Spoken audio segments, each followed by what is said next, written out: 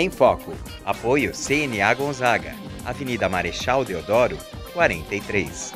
E em G Plus, a qualidade faz a diferença.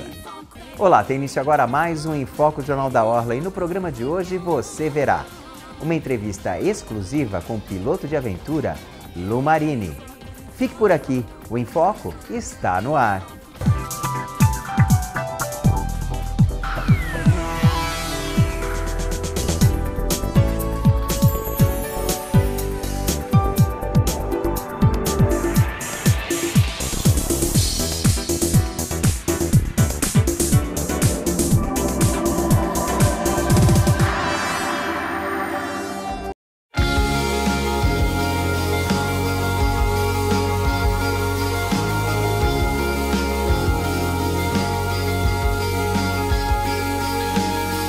E o nosso convidado desta semana é um músico, publicitário, expedicionário e piloto de aventura, como ele gosta de ser chamado, Lu Marini. Tudo bem, Lu? Tudo bem, Fábio. Prazer estar com você aqui. Você acaba de chegar de mais uma expedição que você fez. Parece que é a quinta expedição? É a quinta expedição. Acabei de chegar. Foram 20 dias sobrevoando o rio, infelizmente, mais poluído do Brasil, que é o Rio Tietê. E como foi a concepção dessa expedição? É uma ideia que eu já tinha há muito tempo. Eu sempre estou voando e contemplando, né, a natureza. E às vezes a gente vê muitas coisas erradas lá de cima, né? E eu nunca pude fazer nada. E aí surgiu, depois de fazer as outras expedições que tinham outro foco, rastreando o Atlântico, que foi sobrevoar aí todo o litoral do Brasil. Depois fui para o Pantanal, conheci um pouco da vida selvagem do Pantanal. Depois, no ano seguinte, foi o México, onde eu enfrentei lá os vulcões ativos, um vulcão onde eu conquistei o recorde continental de altitude, voando a mais de 5.000 metros, o Popocatépetl, que curiosamente 20 dias depois ele explodiu, né? Eu sempre falo que acho que ele não gostou de eu ter passado em cima dele, ficou nervoso e resolveu explodir. O ano passado foi a Transamazônica, a rodovia mais polêmica do Brasil. E aí eu quis fazer algo voltado à natureza. E eu, quando era uma curiosidade, quando eu criança, eu frequentava com meu pai um clube que fica às margens do Rio Tietê, que chama Clube Espéria. E esse clube, no caminho, a gente passa ele fica bem às margens do Tietê, a gente passa sobre o Rio Tietê quando está indo para lá. Estava indo para lá. E meu pai comentava muito que quando ele era jovem, junto com meu tio, eles praticavam remo lá no Tietê. Que o Rio Tietê era limpo, nunca foi sujo daquele jeito, e que ele nascia limpo. E aquilo lá ficou comigo durante toda a minha vida e chegou um momento de eu falar assim, agora eu queria conhecer um pouquinho da história do Tietê. Fazer um voo conhecendo o Rio Tietê da nascente até a foz. Então essa foi a minha missão, percorrer 1.136 quilômetros desse rio tão importante para o estado de São Paulo.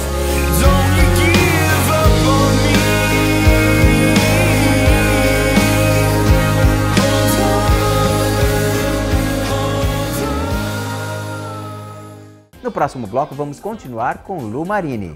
A gente volta já já.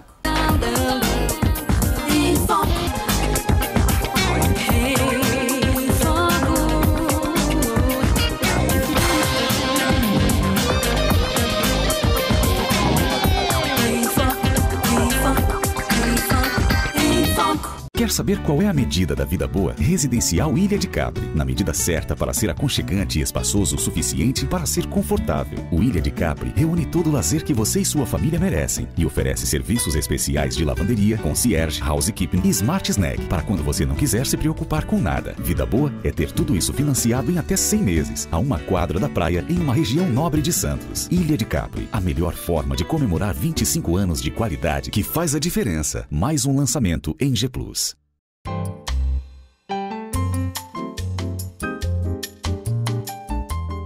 O melhor do jazz, bossa nova, MPB e blues você encontra no cardápio musical da rádio online Jornal da Orla Digital Jazz.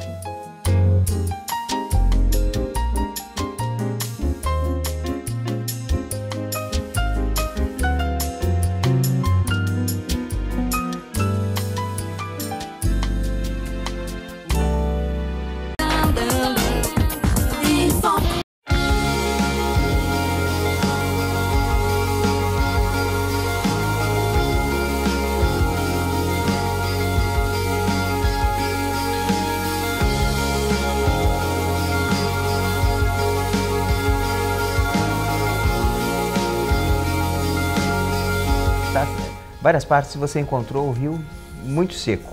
Como é que foi isso? Logo no começo, né, a nascente fica em Salesópolis, que fica a 22 quilômetros do litoral. E ele tem uma curiosidade, né, esse rio. Ele é o único rio do mundo que, em vez de correr rumo ao mar, ele vai sentido ao interior. E ele nasce em Salesópolis.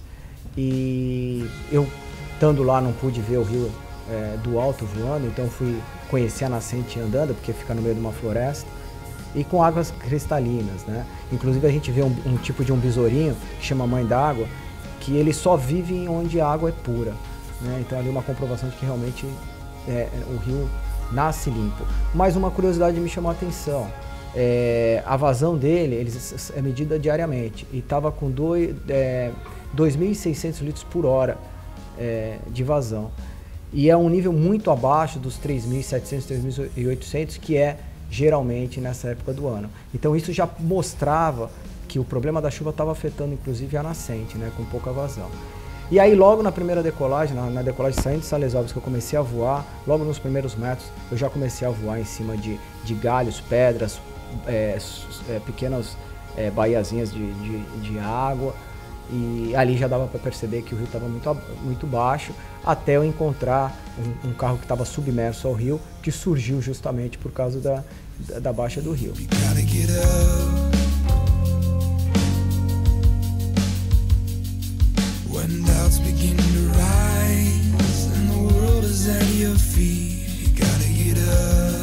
Então começou com a seca ali presente, depois o rio ele começa com pouca água, mas ele começa a serpentear a mata, e aí começam a chegar as primeiras grandes cidades do meu percurso, que foi Mogi das Cruzes, Itaquá, ali já a poluição presente e um caos, né? O que eu acabo... o nome que eu sempre dou, né, para o que eu vivi ali, né? Só para você ter uma ideia, eu estava voando e podia sentir o cheiro do rio, o mau cheiro do rio. Então imagina que você está voando a 50, 60 metros do solo e você está sentindo aquele cheiro ruim. Chega em São Paulo, já é uma poluição que a gente já conhece, porque a gente que viveu em São Paulo sabe como é o Rio Tietê em São Paulo.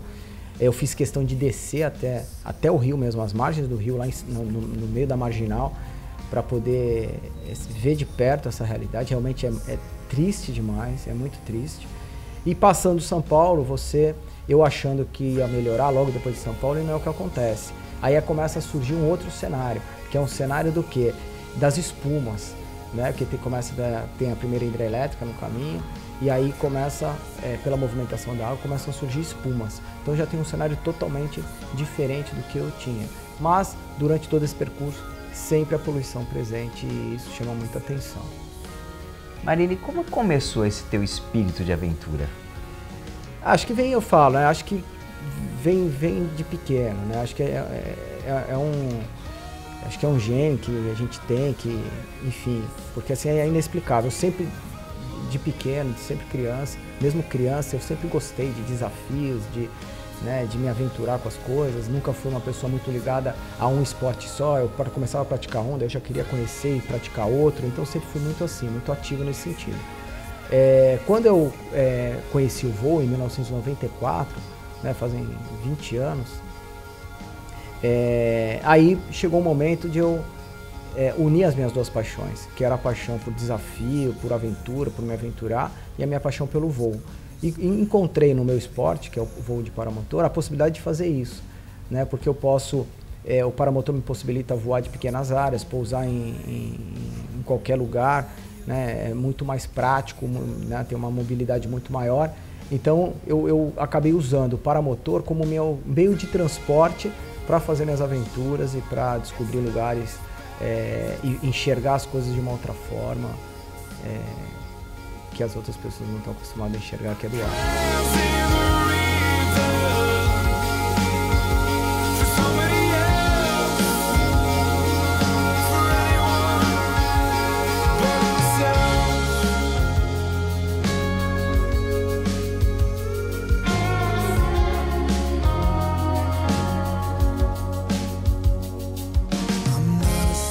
Todo o material colhido, né, nessa expedição vai ser transformado num documentário, né, que a gente começa aí a produzir.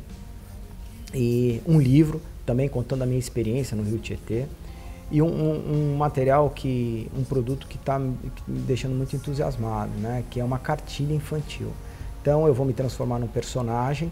Esse personagem é a história de um piloto de aventura que pegou seu equipamento e foi voar, conhecer sobre natureza, sobre o meio ambiente, voando o Rio Tietê. Então é uma forma didática de chegar nas crianças, de conversar com as crianças. Porque é o que eu falo, o Rio Tietê, a nossa geração não vai ver o Rio Limpo mais. Né? É totalmente impossível. Né? A gente depende do quê? Das futuras gerações. Que as futuras gerações venham com uma consciência ambiental, venham com essa cabeça para mudar essa história do Rio Tietê. Né? Então, acho que essa cartilha vai ajudar muito a ensinar para as crianças como cuidar da água, como cuidar do meio ambiente, e aí usando o Rio Tietê como exemplo e o meu esporte também, porque a criança sempre quando me vê voando, brilha os olhos e ficam olhando, né, admiradas.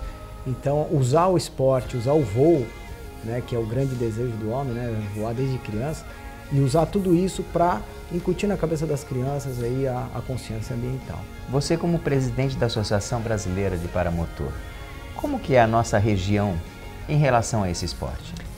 O paramotor está crescendo muito no Brasil, muito, muito. Nos últimos anos, desde que foi fundada a Associação Brasileira, e esse trabalho que eu venho fazendo também de divulgação do esporte acaba gerando muitos interessados. Então a gente tem na Baixada Santista, a gente tem muitos pilotos de paramotor, tem polos de voo de paramotor já bem definidos, né, na região, no litoral, por exemplo, Itanhaém, você tem polo de centro de paramotor, Bertioga, Boracéia, enfim, praticamente em todo o litoral, onde você vai em lugares, por exemplo, que você chega no final de semana, você vê lá 20, 25 pilotos de paramotor voando.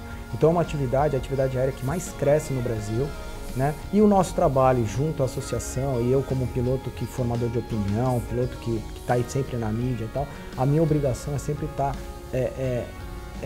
plantando nesses pilotos a consciência de responsabilidade, né, de segurança, né? Porque assim como o esporte cresce, os problemas também crescem. E aí a gente tem que estar preparado para isso, para que o esporte cresça de forma ordenada, né? Então acho que esse é o grande objetivo. Tá, qual seria o conselho melhor para uma pessoa que gostaria de praticar paramotor? A gente tem o primeiro caminho, o melhor caminho é buscar a Associação Brasileira de Paramotor, que é a entidade reconhecida pela ANAC, conhecida pelos órgãos governamentais como uma atividade responsável pela administração do paramotor no Brasil, né? E aí ali buscar uma escola homologada, uma escola reconhecida que possa estar dando o melhor ensino para esses pilotos. Ele tendo uma boa escola, uma boa formação, com certeza ele vai ser um grande piloto.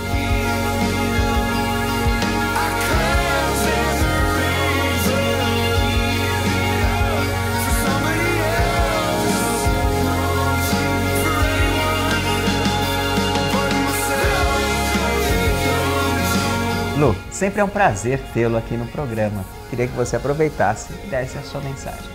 Obrigado, Flávio. Obrigado pela oportunidade de estar falando um pouquinho da minha vida, das minhas experiências. Tenho certeza que interessa muito ao público, né? E principalmente essas histórias aí do Rio Tietê, né? E é sempre um prazer estar com você e conversando com o teu programa. Tá ótimo. Bom, o programa de hoje vai ficando por aqui. Vejo você na semana que vem. Um forte abraço e até lá. Em Foco, apoio CNA Gonzaga, Avenida Marechal Deodoro, 43. E em G Plus, a qualidade faz a diferença.